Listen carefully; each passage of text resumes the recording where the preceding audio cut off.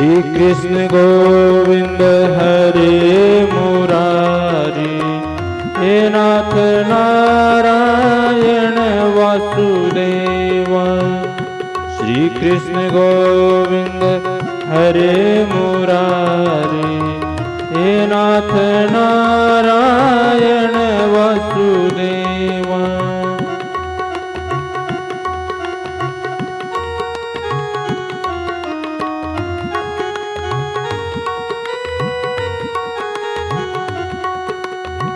हे नाथ नारायण वासुदेव, हे नाथ नारायण वासुदेव। श्री कृष्ण गोविंद हरे मुरारी, हे नाथ नारायण वासुदेव।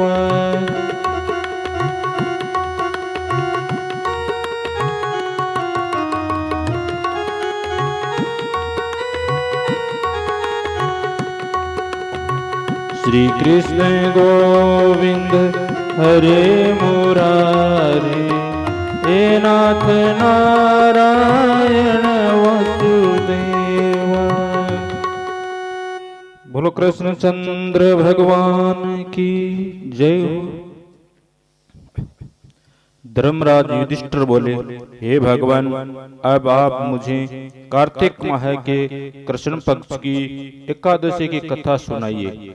इस एकादशी का नाम क्या है तथा इसमें कौन सा फल मिलता है? श्री कृष्ण भगवान बोले कि हे नरश्रेष्ठ, कार्तिक मास के कृष्ण पक्ष की एकादशी का नाम रमा है। इसके व्रत से समस्त पाप नष्ट हो जाते हैं। इसकी कथा इस प्रकार है। प्राचीन काल में मुचुकुंद नाम का एक राजा राज्य करता था। इसके इंद्र, वरुण, कुबेर, विभीषण आदि मित्र थे। वह सत्यवादी तथा विष्णु भक्त था। उसके एक उत्तम चंद्रभागा नाम की लड़की उत्पन्न हुई। उसने उस लड़की का विवाह राजा चंद्रसेन के पुत्र शोभन के साथ किया। एक समय जबकि वह अपनी ससुराल में थी, एक एकादशी पड़ी। चंद्रभागा सोचने लगी कि अब एकादशी समीप आ गई है, परंतु मेरे पति अत्यंत कमजोर है, इसलिए यह व्रत नहीं कर सकते। परंतु मेरे पिताजी की आज्ञा कठिन है। जब दशमी आई तब राज्य में ढिंडोरा पीटा। उसको सुनकर शोभन अपनी पत्नी के समीप गया और उससे पूछा कि हे प्रिय, तुम मुझे कुछ उपाय बतलाओ, क्योंकि यदि मैं व्रत करूंगा तो अवश्य ही मर जाऊंगा। इस पर चंद्रभागा बोली, हे प्राणनाथ, मेरे पिता के राज्य में एकादशी के दिन कोई भी भोजन नहीं करता है। यहाँ तक कि हाथी, घोड़ा, ऊंट आदि भी चारा, अंजल आदि ग्रहण नहीं करते। फिर यहाँ मनुष्य कैसे भोजन कर सकते हैं?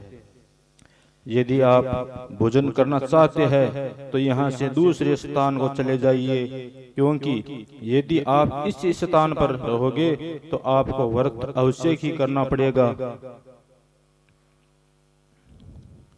इस पर शोभन बोला कि हे प्रिय, आपका कहना बिल्कुल उत्तम है, मैं अवश्य की करूंगा। भाग्य में जो लिखा है वही होगा। ऐसा विचार करके उसने एकादशी का व्रत किया। और जब सूर्य भगवान भी अस्त हो गए और जागरण के लिए रात्रि हुई, वह शोभन को दुख देने वाली थी। दूसरे दिन प्राप्त से ही पहले शोभन इस संसार से चल बसा। राजा ने उसके मृतक शरीर का दहन करा दिया। चंद्रभागा अपने पति की आज्ञा अनुसार अग्नि में दहन न हुई, परंतु पिता के घर रहना उत्तम समझा। रमा एकादशी के व्रत के प्रभाव से उसे मंदराचल पर्वत पर धन धान्य से युक्त तथा शत्रुओं से रहित एक उत्तम नगर प्राप्त हुआ। एक समय मुचुकुंद नगर में रहने वाला एक सोम शर्मा नाम का ब्राह्मण तीर्थ यात्रा के लिए निकला।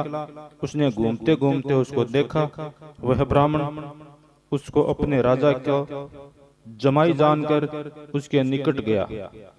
राजा शोभन ब्राह्मण को देखकर आसन से उठ खड़ा हुआ।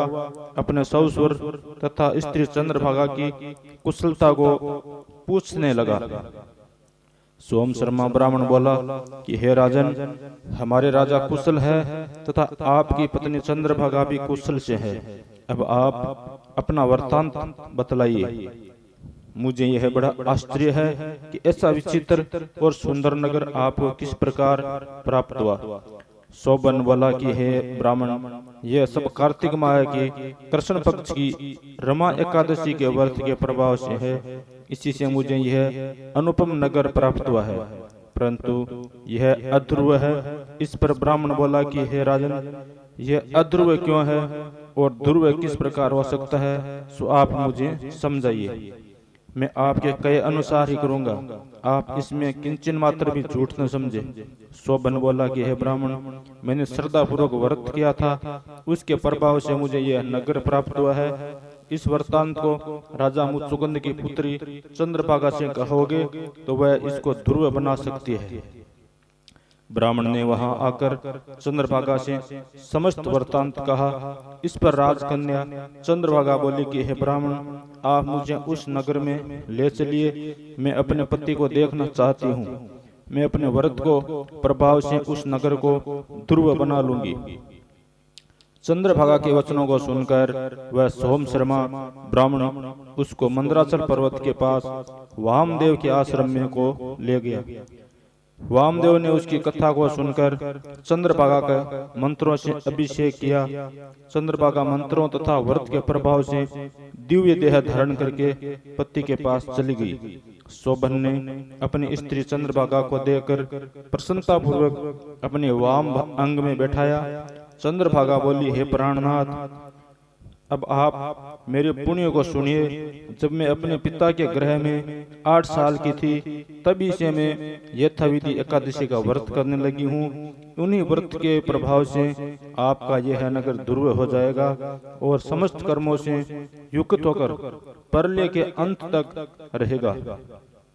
चंद्रभागा दिव्य रूप धारण करके तथा दिव्य आभूषण तथा वस्त्रों से सजकर अपने पति के साथ आनंद पूर्वक रहने लगी और शोभन भी उसके साथ आनंद पूर्वक रहने लगा। हे राजन, यह मैंने रमा एकादशी का महात्म्य कहा है। जो मनुष्य इस रमा एकादशी को व्रत को करते हैं, उनके समस्त ब्रह्म हत्या आदि के पाप नष्ट हो जाते हैं। जो मनुष्य रमा एकादशी का महात्म्य सुनते हैं, वह अंत में विष्णु लोक को जाते हैं। बोलो कृष्ण चंद्र भगवान की जय।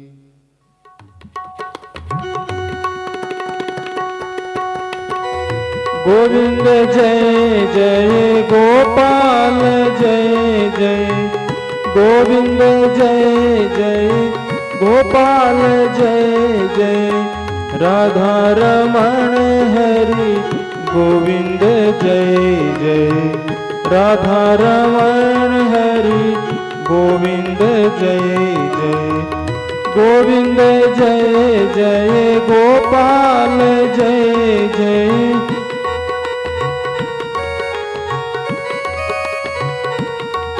श्री राधा रमण हरि गोविंद जय जय, राधा रमण हरि गोविंद जय जय, गोविंद जय जय गोपाल जय जय, गोविंद जय जय गोपाल जय जय, राधा रमण हरि गोविंद जय जय, राधा रमण हरि गोविंद जय जय।